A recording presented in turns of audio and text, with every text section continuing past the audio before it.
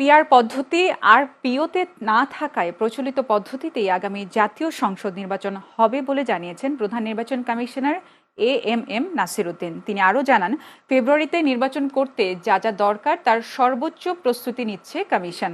আর আজ রাজধানীর আগারগাঁওয়ে নির্বাচন কমিশন ভবনে ত্রয়োদশ জাতীয় সংসদ নির্বাচনের অগ্রগতি নিয়ে নিজ দপ্তরে সাংবাদিকদের এসব কথা বলেন তিনি। এ সময় এনসিপির প্রতীক নিয়ে প্রশ্ন করা হলে সিসি বলেন, এনসিপির আগে শাপলা চেয়েছিল নাগরিক ঐক্য, তাই এই প্রতীক কাউকে দেয়া হয়নি। এছাড়া শাপলা প্রতীক না দিলে কিভাবে নির্বাচন হয়, এনসিপি নেতা সার্জিস আলমের এমন বক্তব্যকেও হুমকি মনে করে না ইসি, বরং নির্বাচনে লেভেল প্লেইং ফিল্ড নিশ্চিতে সর্বোচ্চ শক্তি প্রয়োগ করার কথা জানান এএমএম নাসির উদ্দিন।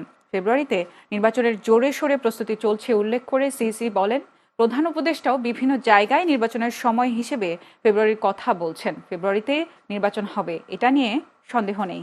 নাগরিক ঐক্য রেজিস্টার্ড পার্টি, তাদের একটা প্রতীক আছে, কি জানি একটা প্রতীক আছে, কেটলি প্রতীক আছে।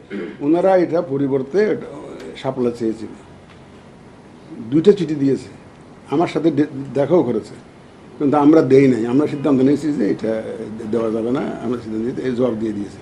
পরে না এনসিপি অ্যাপ্লাই করেছে, তারপর বাকিটা এনসিপিটা তো আপনারা জানেনই আর কি, এটা নিয়ে আমি বিস্তারিত ব্যাখ্যা করতে চাই না। এটা এনাদেরটা হচ্ছে সেকেন্ড অ্যাপ্লিকেশন আর কি। প্রথমটা নাগরিকত্বটা এখনো দেই নাই আমরা।